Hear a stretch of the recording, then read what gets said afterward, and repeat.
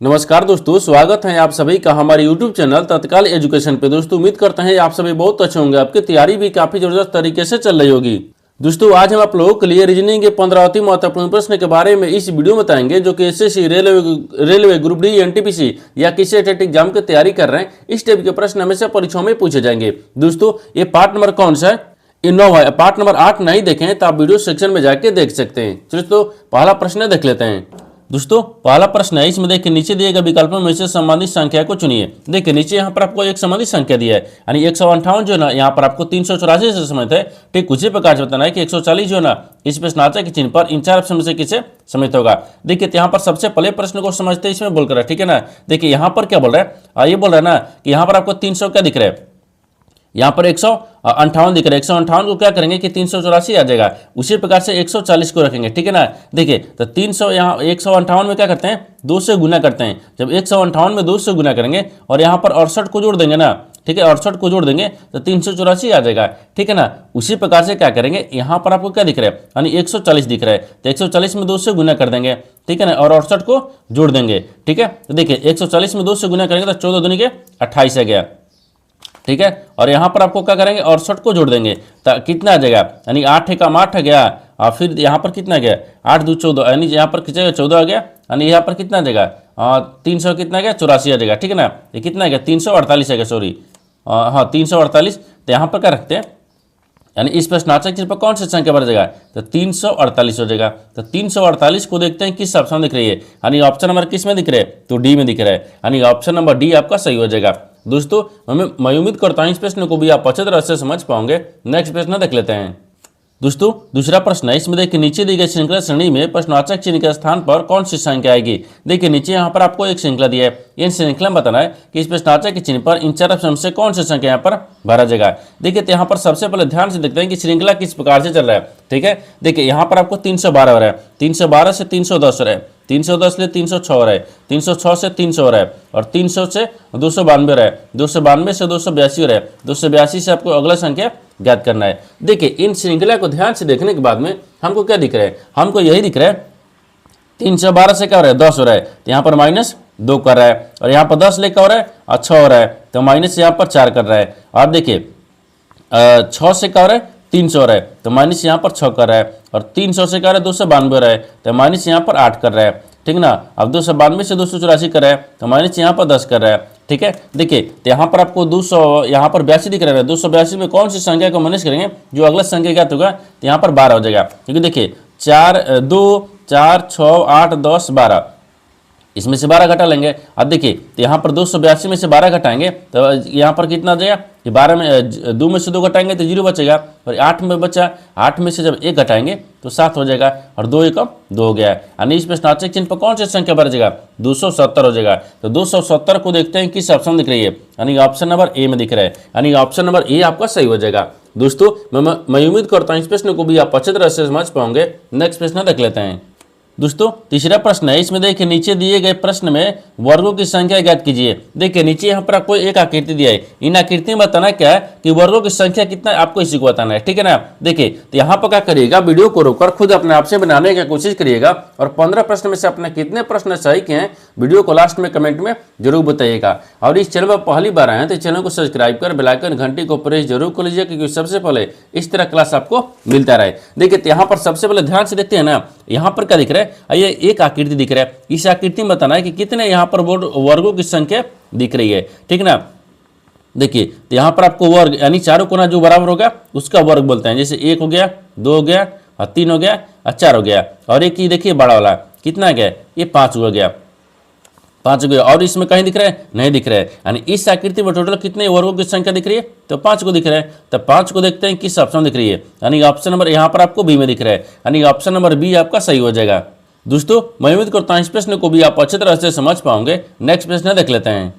दोस्तों 4 नंबर प्रश्न है, इसमें देखिए एक निश्चित कुट भाषा में, यानी FIRE को यहाँ पर 27 39 और यहाँ पर RIISE को यहाँ पर 39 78 लिखा जाता है, तो दी गई कुट भाषा में एस का कुट क्या होगा। देखिए यहाँ पर सबसे पहले प्रश्न को समझते हैं, इसमें बोलकर, ठीक है ना। देखिए यहाँ पर क्या बोल रहा है ना, बोल रहा है कि एक निश्चित कुट भाषा में, यानी FIRE को क्या लिख रहा है, यानी फायर को क्या लिख रहा है, 27, 39 और यहाँ पर रिस को क्या लिख रहा है, तो 39 और 78 लिखा जाता है। उसी कुट भाषा में बताना कि इसको कैसे लिखा जाएगा। तो सबसे पहले यहाँ पर देखते हैं ना कि फायर को और रिस को कैसे लिख रहा है। ठीक है, देखिए फायर को क्या लिख रहा है, तो यहाँ पर लिखते हैं FIR, ठीक है ना, ये लिख रहा है फायर। फायर को क्या लिख रहा है, तो यहाँ पर आपको 27 और 39 दिया है। ठीक है ना, उसी प्रकार से देखिए रिस को क्या लिख रहा है, यानी RISE, रिस को क्या लिख रहा है, तो देखिए यहाँ पर आपको 39 लिख रहा है और यहाँ पर 78 लिख रहा है। ठीक है, उसी कुछ भाषा में बताना है कि इसको कैसे लिखा जाएगा। तो यहाँ पर एस दिख रहा है, इसको कैसे लिखा जाएगा। देखिए तो इस तरह के सवाल में क्या होता है, इस तरह के सवाल में देखिए यहाँ पर आपको अक्षर दिख रहा है, ये संख्या दिख रहा है, यानी अक्षर में कौन मिलाइए और संख्या में भी कौन मिलाइए, जो दोनों में कौन मिलेगा ना वही आपको आंसर होगा। जैसे में ध्यान से देखिए यहाँ पर आपको कौन मिलाते हैं, देखिए इसमें आई मिल रहा है तो आई मिल रहा है, आर मिल रहा है आर मिल रहा है, ई मिल रहा है ई मिल रहा है, लेकिन कॉमन देखिए यहाँ पर एफ दिख गया और यहाँ पर एस दिख गया। ठीक है, ये तो अक्षर हो गया। अब यहाँ पर संख्या में मिलाते हैं। संख्या में देखिए यहाँ पर 9 दिख रहा है, ये भी 9 दिख रहा है, ये भी 3 दिख रहा है, यहाँ पर भी 3 दिख रहा है, यहाँ पर भी 7 हो गया, ये भी 7 दिख रहा है। अब देखिए यहाँ पर आपको 8 दिख रहा है और यहाँ पर 2 दिख रहा है। तो आपसे पूछा क्या है, आपसे एस का पूछा है, तो एस का देखिए यहाँ पर आपको क्या हो जाएगा, यानी इसका कूट क्या होगा, यहाँ पर आपको 8 हो जाएगा। ठीक है ना, तो 8 को देखते हैं किस ऑप्शन दिख रही है, यानी ऑप्शन नंबर किस में दिख रहा है, तो डी में दिख रहा है, यानी ऑप्शन नंबर डी आपका सही हो जाएगा। दोस्तों उम्मीद करता हूँ इस प्रश्न को भी आप अच्छी तरह से समझ पाओगे। नेक्स्ट प्रश्न देख लेते हैं। दोस्तों 5 नंबर प्रश्न, इसमें देखिए नीचे दिए गए प्रश्न आकृति में लुप्त संख्या ज्ञात कीजिए। देखिए नीचे यहाँ पर आपको आकृति दिया है, इन आकृति में बताना है कि इस प्रश्नार्थ के चिन्ह पर इन 4 ऑप्शन में से कौन सी संख्या यहाँ पर 12 जगह। देखिए यहाँ पर सबसे पहले ध्यान से देखते हैं कि जो आपको 3 आकृति दी है, इन तीनों आकृति में जो 2 आकृति है ना वो आपस में कैसे यहाँ पर 5 और 12 लाया। ठीक है ना, उसी प्रकार से यानी इस प्रश्नार्थ के चिन्ह पर रखेंगे। ठीक है, देखिए तो सबसे पहले इसमें देखते हैं ध्यान से। और देखिए ये 15 दिख रहा है, 3 दिख रहा है, 3 दिख रहा है, 3 दिख रहा है, इन चारों का आपस में क्या करेंगे, यहाँ पर 5 आ जाएगा। ठीक है ना, देखिए तो एक बार ध्यान से देखिए यहाँ पर क्या रखते हैं, अब 5 5 3, हाँ देखिए अगर मान लीजिए 15 हो गया, ठीक है ना 15 हो गया, अब 15 में 3 से भाग करेंगे, फिर यहाँ पर गुना 3 से 3 में गुना करेंगे। देखिए क्योंकि देखिए 15 में 3 से गुना करते हैं और 3 को 3 में गुना करेंगे। ठीक है ना, तो कैसे हो गया, 3 5 यहाँ पर 15 गया और 3 कम 3 कट गया, तो देखिए यहाँ पर 5 ना बच गया। देखिए ई वाला 5 आपको आ गया। उसी प्रकार से देखिए दूसरा में रखते हैं, और दूसरा में क्या दिख रहा है, और देखिए 9 दिख रहा है और 3 दिख रहा है, तो यहाँ पर आपको क्या रखते हैं 9 रखेंगे और बट्टा में क्या करेंगे 3 करेंगे, फिर गुने यहाँ पर आपको देखिए ये 8 दिख रहा है और 2 दिख रहा है, तो यहाँ पर आपको 8 रखेंगे, ये 2 रख देंगे। ठीक है, अब देखिए और तितली के 9 2 चौके 8, तो कितना गया 9 चौके 36, नहीं ये तो 12 होना चाहिए, तो ठीक है ना, और तितली के 9 3 चौके 12, नहीं यहाँ पर आपको देखिए 4 दूनी काट गया ना, सॉरी ये तितली का 9 हो गया तो 3 आएगा। देखिए यहाँ पर क्या लिख रहा है, और ये काट दिए कि तितली का 9 तो 3 आएगा, और यहाँ पर 4 दूनी काट, ठीक है यानी 4 12 आ गया। यहाँ पर देखिए 12 यानी इस भी 12 आ गया। ठीक है ना, उसी प्रकार से क्या करेंगे तीसरा आकृति को भी रखेंगे। ठीक है ना, देखिए तीसरा आकृति को भी कैसे रखेंगे, तो यहाँ पर देखिए ये क्या दिख रहे 6 दिख रहे, 3 से भाग करेंगे, जिससे यहाँ पर 6 दिख रहा है, 6 में 3 से करेंगे, फिर गुना करेंगे, ये 9 दिख रहा है और 9 में 1 से गुना करेंगे, फिर यहाँ पर 9 दिख रहा है और 9 में 1 से गुना करते हैं। ठीक है ना, तो यहाँ पर कितना आ जाएगा, देखिए 3 दूना के 6, ठीक है ना, और 9 दूनी के 18 आ जाएगा, कितना है 18 आ जाएगा, यानी इस प्रश्नार्थक चिन्ह पर कौन सी संख्या बढ़ जाएगा 18 हो जाएगा। तो 18 को देखते हैं किस ऑप्शन दिख रही है, यानी ऑप्शन नंबर सी में दिख रहा है, यानी ऑप्शन नंबर सी आपका सही हो जाएगा। दोस्तों उम्मीद करता हूँ इस प्रश्न को भी आप अच्छी तरह से समझ पाओगे। नेक्स्ट प्रश्न देख लेते हैं।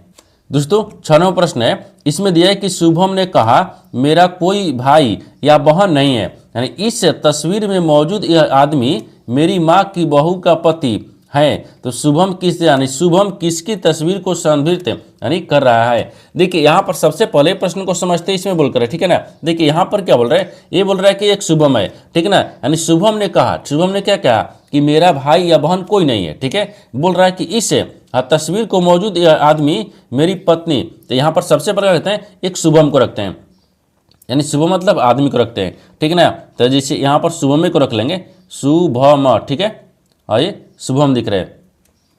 ठीक है ना, ये शुभम आ गया यहाँ तक। ठीक है, शुभम हो गया। वो बोल रहा है कि देखिए शुभम ने कहा, शुभम ने क्या कहा कि यहाँ कोई मेरा भाई और बहन नहीं है। ठीक है, लेकिन इस यानी इस तस्वीर में मौजूद ये आदमी, जो इस तस्वीर में ये जो आदमी है, ये मौजूद जो आदमी है, वो बोल रहा है कि देखिए आदमी यानी मेरी माँ, यानी इसकी माँ, ये शुभम की माँ हो गया। ठीक है ना, ये माँ, ठीक है, माँ की बहू, तो माँ की इसकी बहू क्या हो गया, तो यहाँ पर रखेंगे, हाँ ये बहू हो गई, ठीक है ना, माँ की बहू, ठीक है, माँ की बहू, बहू का पति यानी है, जो ये आदमी है या ये शुभम है, यहाँ पर इसकी माँ के पति यानी बहू बोल रहा है, ठीक है, बहू के पति है, ये पति है, ठीक है ना, पति है, ठीक है, पति है। तो शुभम किसकी तस्वीर को संदर्भित कर रहा है, तो शुभम स्वयं को तस्वीर को संदर्भित कर रहा है, क्योंकि यहाँ पर देखिए मान लीजिए इसको आदमी भी रखिएगा ना, जैसे आदमी दिख रहा है, देखिए ये आदमी बोल रहा है ना कि ये देखिए ये बोल रहा है कि आदमी मेरी माँ, इसकी आदमी की माँ, माँ की इसकी बहू, बहू की इसकी क्या होगी, ये पति हो गया, आदमी क्या हो गया, पति हो गया, यानी स्वयं को बता रहा है। तो शुभम क्या बोल रहा है, शुभम आपको स्वयं को आनी बता रहा है। देखिए शुभम स्वयं की तस्वीर को संदर्भित कर रहा है, ठीक है ना, ये कर रहा है, क्योंकि यहाँ पर क्या हो गया, इसकी बहू हो गई, तो यहाँ पर क्या हो गया, इसका ये बेटा हो गया, ठीक है ना, यानी इसकी माँ हो गई तो इसका बेटा हो गया, ये क्या हो गया, पति हो गया। तो यहाँ पर क्या दिख रहा है, यहाँ पर आपको क्या हो जाएगा, हाँ तो देखिए यहाँ पर जो शुभम है ना, शुभम वो स्वयं अपने यानी चित्र को यानी अपने आदमी को या आदमी स्वयं कर रहा है। तो स्वयं मतलब यहाँ पर देखिए स्वयं कितना दिख रहा है, तो डी में दिख रहा है, यानी ऑप्शन नंबर डी आपका सही हो जाएगा। दोस्तों मैं उम्मीद करता हूँ इस प्रश्न को भी आप अच्छे तरह से समझ पाओगे। नेक्स्ट प्रश्न देख लेते हैं। 7 नंबर दोस्तों 7 नंबर प्रश्न है, इसमें देखिए नीचे दिए गए विकल्पों में से संबंधित शब्द को चुनिए। देखिए नीचे यहाँ पर आपको एक संबंधित शब्द दिया है, यानी कांच जो है ना वो पारदर्शी है, ठीक है ना, उसी प्रकार से बताना है कि लकड़ी जो है ना इस प्रश्नार्थक चिन्ह पर इन 4 ऑप्शन से किसे समित होगा।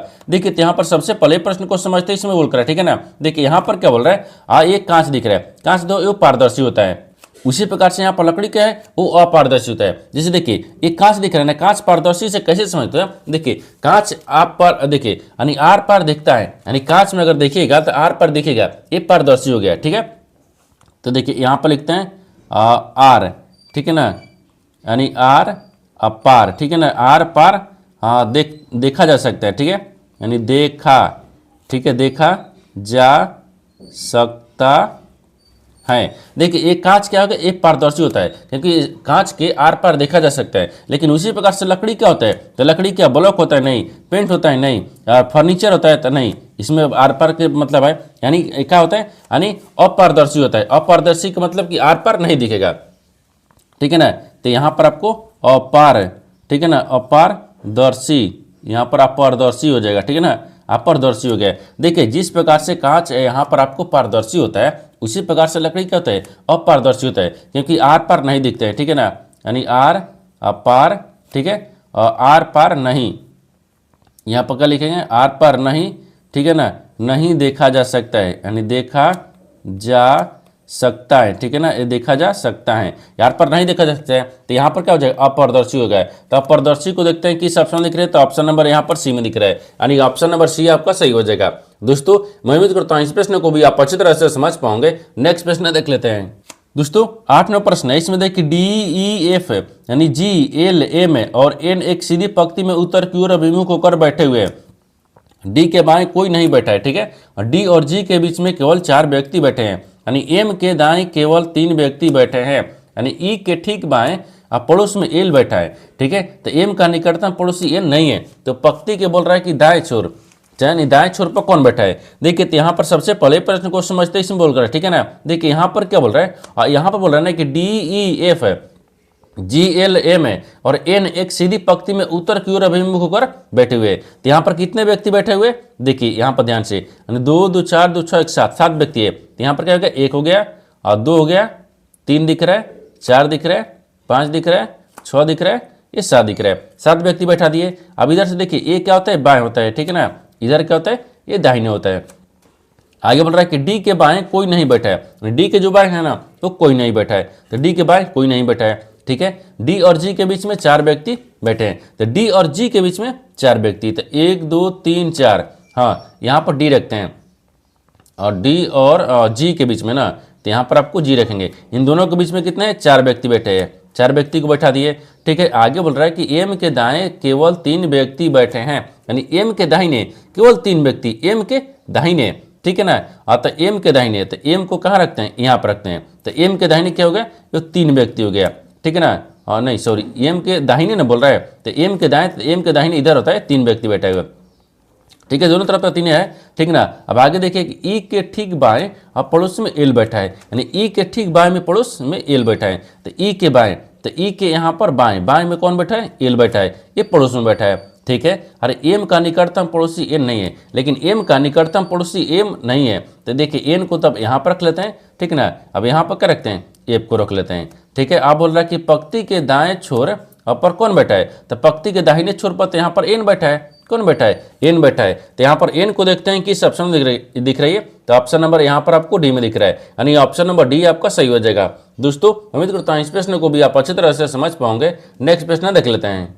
दोस्तों 9वां प्रश्न इसमें देखिए उस वे नारे का चयन करें जो दिए गए वर्गों के बीच असंबंध को श्रोताओं रूप से दर्शाता है। देखिए नीचे यहाँ पर आपको 3 शब्द दिए है, इन तीनों शब्द को बताना कि आपस में कैसे समित है और इन 4 वेन डायग्राम में से कौन सा वेन डायग्राम बनेगा। देखिए यहाँ पर सबसे पहले ध्यान से देखते हैं कि तीनों शब्दों में से कॉमन कौन सा मिल रहा है, ठीक ना। देखिए यहाँ पर आपको कपड़े दिया है, शर्ट दिया है और ताला दिया है, तो सबसे कॉमन हमको क्या दिख रहा है, कपड़े दिख रहा है, यहाँ पर कपड़े हो जाएगा, ठीक है ना। एक कपड़े दिख रहा है और कपड़े के अंदर में यहाँ पर शर्ट आ जाएगा, ठीक है ना। कपड़े के अंदर में क्या आता है, शर्ट आता है, लेकिन ताला आपको क्या दिख रहा है, अलग हो जाएगा, ठीक है।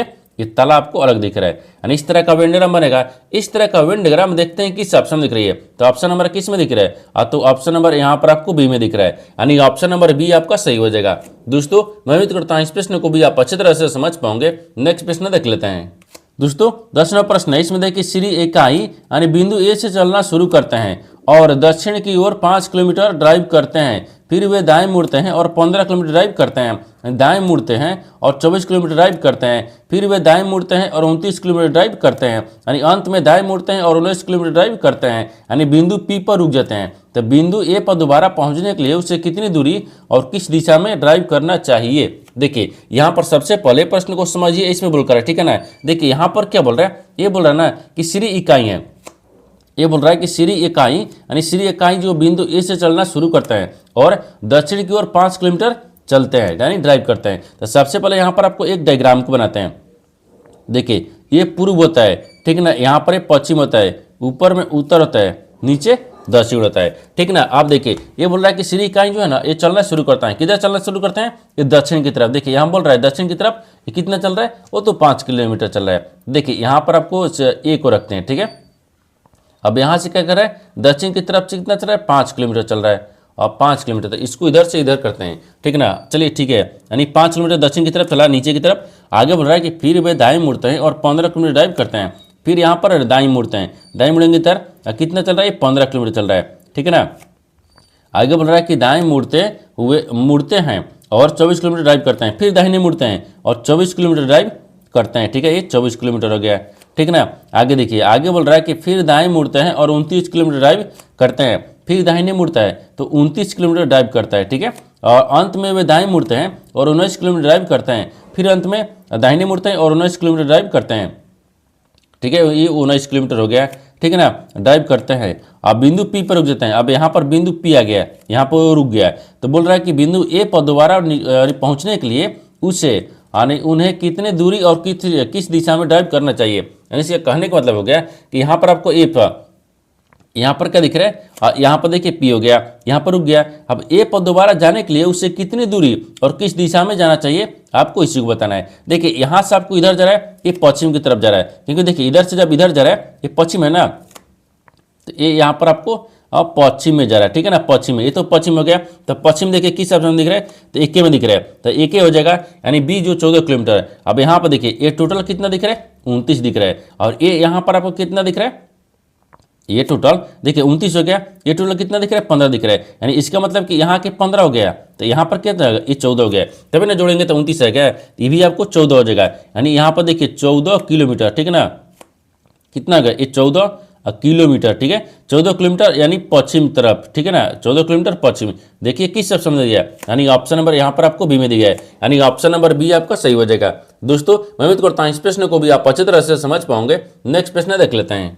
दोस्तों 11वां प्रश्न है, इसमें देखिए यदि प्लस और माइनस को परस्पर बदल दिया जाए, ठीक है, तथा गुना और भाग को परस्पर बदल दिया जाए तो निम्नलिखित समीकरण में प्रश्न चिन्ह का स्थान पर क्या आएगा। देखिए यहाँ पर सबसे पहले प्रश्न को समझिए, इसमें बोलकर है, ठीक है ना। देखिए यहाँ पर क्या बोल रहा है ना, ये बोल रहा है कि यहाँ पर आपको एक समीकरण दिए, इन समीकरणों को सही बनाने के लिए दो चिन्ह को आपस में बदलना होगा, बदलने के बाद में समीकरणों को सही बनाएंगे। तो सबसे पहले क्या करते हैं, समीकरण को चेंज करते हैं, यानी इस चिन्ह को बदलते हैं, ठीक है ना। देखिए बोल रहा है कि यदि प्लस और माइनस को परस्पर बदल दिया जाए, यानी प्लस की जगह पर माइनस को, माइनस की जगह पर प्लस को चेंज करेंगे, ठीक है। आगे बोल रहा है कि गुना, सबसे पहले क्या करते हैं, चेंज करते हैं, यानी प्लस और माइनस को प्लस की जगह पर क्या रखते हैं, और माइनस को माइनस की जगह पर प्लस को रखते हैं। ठीक है, अब देखिए आगे बोल रहा है कि गुना और भागा को परस्पर बदल दिया जाए, यानी गुना की जगह पर भागा को और भाग की जगह पर गुना को। अब चेंज कर दी, अब समीकरण को सही करेंगे।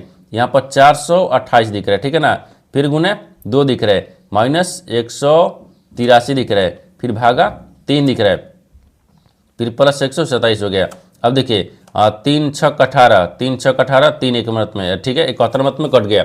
ठीक है ना, अब इसको गुना कर देंगे, अतः 8 दूनी के 16 के 6 हाथ में 1 हो गया, 2 दूनी के 4 1 5 हो गया, और 4 दूनी के 8 आ गया। ठीक है ना, ये 8 आ गया, यानी 856 आ गया। ठीक है, 800 कितना गया, 56 आ गया। ठीक है ना, 856 माइनस 61 फिर प्लस 127 है ना, 127 आ गया। ठीक है, 127 हो गया। अब 100 देखिए, 127 को 856 में इसको जोड़ेंगे। ठीक है ना, तो जोड़ेंगे कितना आ जाएगा। ठीक है, अब इन दोनों को जोड़ते हैं, तो 7 6 दूनी 12 1 13 आ गया। ठीक है, 13 आ गया। अब 5 2 7 7 1 8 आ गया। ठीक है, कितना आ जाएगा, 8 आ गया। ठीक है ना, अब 8 दिख रहे थे, कितना गया 9, यानी 983 गया। अब 983 में क्या करेंगे, 61 को माइनस करेंगे। जब 61 को माइनस करेंगे ना, तो यहाँ पर कितना आ जाएगा, ये 922 आ जाएगा। कितना है, 922 आ गया, यानी इस प्रश्नार्थक चिन्ह पर कौन सा संख्या बढ़ जाएगा, 922 हो गया। तो 922 को देखते हैं किस ऑप्शन दिख रही है, तो ऑप्शन नंबर सी में दिख रहा है, यानी ऑप्शन नंबर सी आपका सही हो जाएगा। दोस्तों मैं उम्मीद करता हूँ इस प्रश्न को भी आप अच्छी तरह से समझ पाओगे। नेक्स्ट प्रश्न देख लेते हैं। दोस्तों 12वां प्रश्न है, इसमें कथनों को पढ़े और दिए गए विकल्पों में से निष्कर्ष को चुने। देखिए नीचे यहाँ पर आपको एक कथन दिया है, निष्कर्ष दिया है। कथन के आधार पर डिग्राम को बनाते हैं, निष्कर्ष के आधार पर प्रश्न को सोल्व करते हैं। तो यहाँ पर सबसे पहले ध्यान से देखते हैं कथन बोलकर है, ठीक है ना, इसके आधार पर डिग्राम को बनाते हैं। कथन बोल रहा है कि सभी चालान और टैक्स है, सभी चालान जो है क्या है, वो टैक्स है। सभी चालान क्या है, टैक्स है। तो यहाँ पर आपको चालान को रखते हैं, ठीक है ना, यानी चालान हो गया। सभी जो चालान है ना वो क्या है, टैक्स है। तो सभी चालान को यहाँ पर क्या रखते हैं, ये टैक्स में रखेंगे, यानी सभी चालान क्या है, ये टैक्स है। तो यहाँ पर टैक्स हो गया। ठीक है, आगे देखिए, आगे क्या बोल रहा है कि सभी चालान रिबेट यानी रिबेट है। सभी चालान क्या है, रिबेट है। तो सभी यहाँ पर चालान को रख देते हैं, ये रिबेट में रखते हैं। ठीक है ना, ये रिबेट आ गया। ठीक है, रिबेट रिबेट, ठीक है ना, ये रिबेट हो गया। ठीक है, ये रिबेट है। ये आपको कथन बोल रहा है, कथन के आधार पर डिग्राम को ना दिए, लेकिन निष्कर्ष क्या बोल रहा है, इसके आधार पर ही प्रश्न को सोल्व करेंगे। ठीक ना, देखिए यहाँ पर आपको निष्कर्ष क्या बोल रहा है, निष्कर्ष आपको देखिए पहला बोल रहा है, यानी कुछ टैक्स रिबेट है। तो कुछ जो टैक्स है ना वो रिबेट है। देखिए यहाँ पर आपको क्या दिख रहा है, एक टैक्स दिख रहा है, ये क्या दिख रहा है, रिबेट दिख रहा है। हाँ, कुछ टैक्स रिबेट दिख रही है, यानी इसका मतलब ये सही बोल रहा है। ठीक है, और दूसरा बोल रहा है कि सभी रिबेट चलान है। जो सभी रिबेट है ना, यहाँ पर देखिए सभी रिबेट क्या है, चलान है, नहीं, कुछ रिबेट चलान है। यहाँ पर सभी रिबेट चलान नहीं है, इसका मतलब ये गलत बोल रहा है। क्या बोल रहा है, गलत बोल रहा है। तो यहाँ पर क्या हो जाएगा, यानी निष्कर्ष 1 आपको अनुसरण करता है। तो ऑप्शन नंबर क्या होगा, केवल निष्कर्ष 1 अनुसरण करता है। तो ऑप्शन नंबर डी में दिख रहा है, यानी ऑप्शन नंबर डी आपका सही हो जाएगा। दोस्तों उम्मीद करता हूँ इस प्रश्न को भी आप अच्छी तरह से समझ पाओगे। नेक्स्ट प्रश्न देख लेते हैं। दोस्तों 13वां प्रश्न है, इसमें देखिए यदि 1 मीटर लंबी एक ट्रेन यानी 59 सेकंड की चाल से चलते हुए एक रेलवे प्लेटफॉर्म को 9 सेकंड में पार करती हैं, तो यदि रेलवे प्लेटफॉर्म की लंबाई 289 मीटर है तो x का मान ज्ञात कीजिए। देखिए यहाँ पर सबसे पहले प्रश्न को समझते इसमें बोल रहा है, ठीक है ना। देखिए यहाँ पर क्या बोल रहा है, ये बोल रहा है ना कि यदि 1 मीटर लंबी एक रेल, यानी देखिए एक जो है यानी 1 मीटर लंबी एक जो ट्रेन है, वो लंबी एक ट्रेन बताते हैं कि यहाँ पर 59 सेकंड की 59 मीटर प्रति सेकंड की चाल से वो चलते हैं और एक रेलवे प्लेटफॉर्म को पार करने में इतने सेकंड लगाती है। तो रेलवे की देखिए रेल की प्लेटफॉर्म की लंबाई इतना भी दे दिया है, तो यहाँ पर x की लंबाई, यानी देखिए प्लेटफॉर्म की लंबाई दिया है, यहाँ पर देखिए प्लेटफॉर्म की लंबाई दे दिया है। अब ट्रेन की लंबाई पूछ रहा है, ट्रेन की लंबाई बताना है, ठीक है। और यहाँ पर चाल भी दे दिया है मीटर प्रति सेकंड, और कितने सेकंड में पार करी, 1 सेकंड भी दे दिया है। तो सबसे पहले क्या लिखेंगे, रेलवे प्लेटफॉर्म की पार करने में लगा समय, क्या निकालेंगे, समय। तो समय कितना निकल था, और समय बराबर क्या होता है, दूरी बटा चाल। देखिए तो सबसे पहले समय निकालेंगे ना, ये समय हो गया। समय बराबर क्या होता है, दूरी बटा चाल होता है, ठीक है ना, दूरी बटा चाल। तो दूरी कितना दिया है, तो 1 से, और यहाँ पर दोनों को जोड़ेंगे क्योंकि रेलवे और प्लेटफॉर्म दोनों को जोड़ेंगे तो 289 दिया है, ठीक है, 289 हो गया। फिर बटा में चाल कितना दिया है, 59 किलोमीटर प्रति सेकंड में दिया है, बराबर में कितना गया, ये 9 सेकंड, ठीक है ना, 9 सेकंड। अब इसको सोल्व करेंगे। देखिए इधर अगर मान लीजिए x रखते हैं, x प्लस क्या हो गया, और 289 हो गया, और 289, यहाँ देखिए ये 289 है, ठीक है ना, 289। फिर बराबर में अगर 59 को 9 से गुना करेंगे ठीक है ना। 59 को 9 से गुना करेंगे तो यहाँ पर कितना आ जाएगा 5 3, ठीक है। 53 एक आ गया, ठीक है, इतना आ जाएगा। ये क्या आ गया, यहाँ पर आपको यहाँ से पूछा क्या है, ठीक है ना, इतना आ गया, ठीक है, 31 5, ठीक है। अब x का मान पूछा ना, तो x का मान पूछा तो यहाँ पर आपको x रखेंगे। देखिए इधर जब प्लस है तो इधर माइनस करेंगे, यहाँ पर टोटल कितना दिख रहा है 553 दिख 31 दिख रहा है, सॉरी 531 दिख रहा है। 531 में जब इधर प्लस है ना तो इधर माइनस करेंगे, तो 289 को माइनस कर लेंगे। जब 289 को माइनस करेंगे तो यहाँ पर कितना गया, ये 252 में आ गया, ठीक है ना, 252 मीटर में आ गया। तो आपसे पूछा क्या है, आपसे पूछा है कि देखिए x मीटर लंबी यानी x का मान ज्ञात करना है, यानी ट्रेन की लंबाई कितना गया, तो देखिए ट्रेन की लंबाई यहाँ पर आपको 252 मीटर आ गया। तो 252 मीटर को देखते हैं किस ऑप्शन दिख रही है, यानी ऑप्शन नंबर किस में दिख रहा है, तो सी में दिख रहा है, यानी ऑप्शन नंबर सी आपका सही हो जाएगा। दोस्तों उम्मीद करता हूँ इस प्रश्न को भी आप अच्छी तरह से समझ पाओगे। नेक्स्ट प्रश्न देख लेते हैं। दोस्तों 14वां प्रश्न, इसमें देखिए आकाश, सुमन और राज ने एक व्यवसाय शुरू करने के लिए क्रमशः यानी 1720 और 1690 और 1240 निवेश किया है, ठीक है। यदि वर्ष के अंत में लाभ यानी 1440 है तो यानी लाभ में राज का हिस्सा कितना होगा।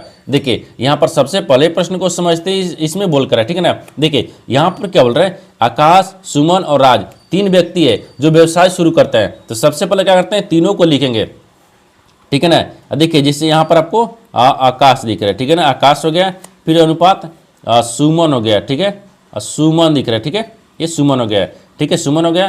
फिर अनुपात कितना दिख रहा है, ये राज दिख रहा है, ठीक है ना, राज दिख रहा है। अब आगे देखिए बोल रहा है कि तीनों व्यवसाय शुरू करने के लिए क्रमशः इतना इतना रुपये लगाया, कितना लगाया, ये 1720 रुपये लगाया, ये 1690 रुपये लगाया, और यहाँ पर राज कितना लगाया, 1240 रुपये लगाया, ठीक है ना, ये रुपये में लगा लिया। अब क्या बोल रहा है, अब इसको क्या करेंगे, एक जीरो को काट लेंगे। जब काट लेंगे तो कितना गया, यानी 172 आ गया, ठीक, 169 आ गया।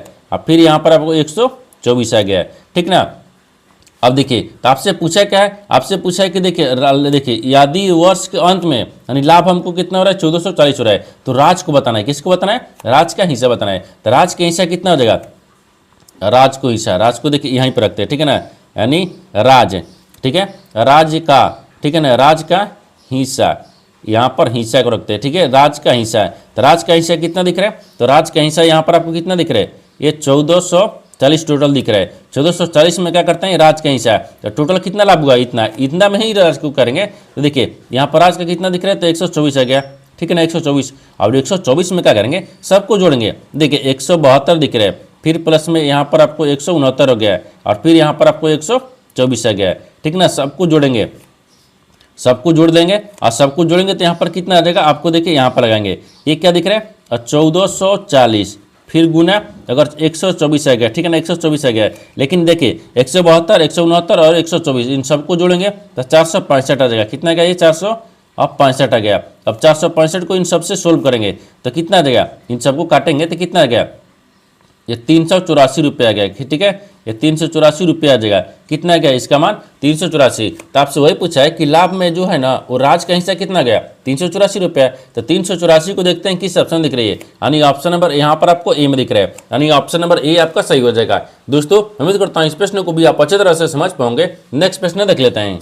दोस्तों दूसरा प्रश्न है, सॉरी यहाँ पर 15 प्रश्न है। ये दूसरा की देखिए यानी प्रखर और रिया ने मिलकर एक व्यवसाय शुरू किया, ठीक है ना। ये 3500 देखिए नहीं सॉरी ये 35,500 का निवेश किया, ठीक है। वर्ष के अंत में यहाँ पर 6700 के कुल लाभ में मानी प्रखर का हिस्सा 2000 था, ठीक है। तो प्रखर का निवेश कितना था आपको इसको बताना है। देखिए यहाँ पर सबसे पहले प्रश्न को समझते इसमें बोलकर, ठीक है ना। देखिए यहाँ पर क्या बोले ना, ये बोल रहा है कि प्रखर और रिया है। देखिए यहाँ पर आपको जो 14 नंबर बनाए थे उसी तरीका से भी बनेगा। ये क्या बोल रहा है ना कि प्रखर और रिया क्या है, मिलकर एक व्यवसाय शुरू करती है, जो कि देखिए व्यवसाय शुरू करती है। अब कितना शुरू करती है ये नहीं बताया है, लेकिन यहाँ पर टोटल कितना बोल रहा है कि यहाँ पर 35 यानी 33,500 निवेश करती है। दोनों क्या किया, 33,500 निवेश किया। अब बोल रहा है कि वर्ष के अंत में 6700 लाभ हो गया, ठीक है। तो लाभ होगा तो प्रखर का हिस्सा कितना बता रहा था, 2000 बता रहा था। ताकि निवेश कितना किया, प्रखर का तो हिस्सा आपको 2000 हो गया,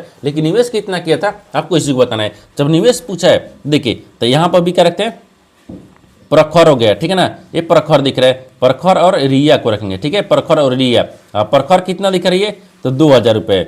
यहाँ पर देखिए प्रखर दिखा रहा है ना कि प्रखर का हिस्सा 2000 था, ठीक है। अनुपात में ये टोटल कितना लाभ हुआ था, 6700, ये 6700 लाभ हो गया, ठीक है ना। अब 6700 में 2000 घटा लेंगे, नहीं रिया को घटा लेंगे, नहीं इसको क्या करेंगे, जब यहाँ पर देखिए, जब यहाँ पर टोटल में से क्या दिख रहा है, टोटल कितना 6700 लाभ हो गया। अब लाभ में से 2000 हिस्सा हो गया किसका, रिया का, प्रखर का, तो दोनों को माइनस करेंगे। जब दोनों को माइनस करेंगे तो यहाँ पर कितना गया, ये तो आपको दिख रहा है 2000, ठीक है। अनुपात में अब इसको माइनस करेंगे तो 4700 गया। अब 4700 में देखिए ये 2 जीरो काट देंगे, ये 2 जीरो काट देंगे, यहाँ पर कितना गया 20 अनुपात कितना गया, ये 47 गया, ठीक है ना। तो आपको पूछा क्या, प्रखर को पूछा है, देखिए यानी प्रखर हो गया, प्रखर, तो प्रखर का निवेश, ठीक है ना, प्रखर का निवेश, ठीक है ना।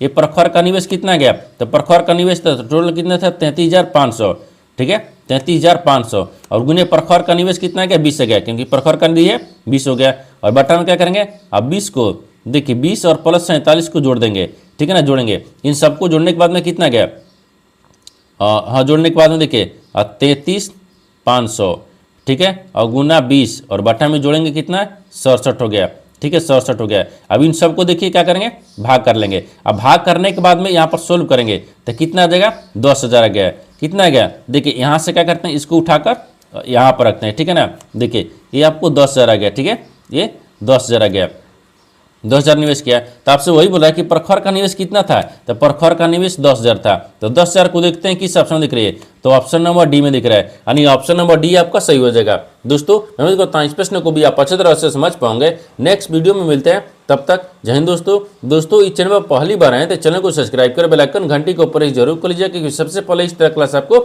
मिलता रहे। और इन सारे प्रश्न का PDF आपको टेलीग्राम पर मिल जाएगा, जो कि इस वीडियो का डिस्क्रिप्शन में लिंक दिया गया है।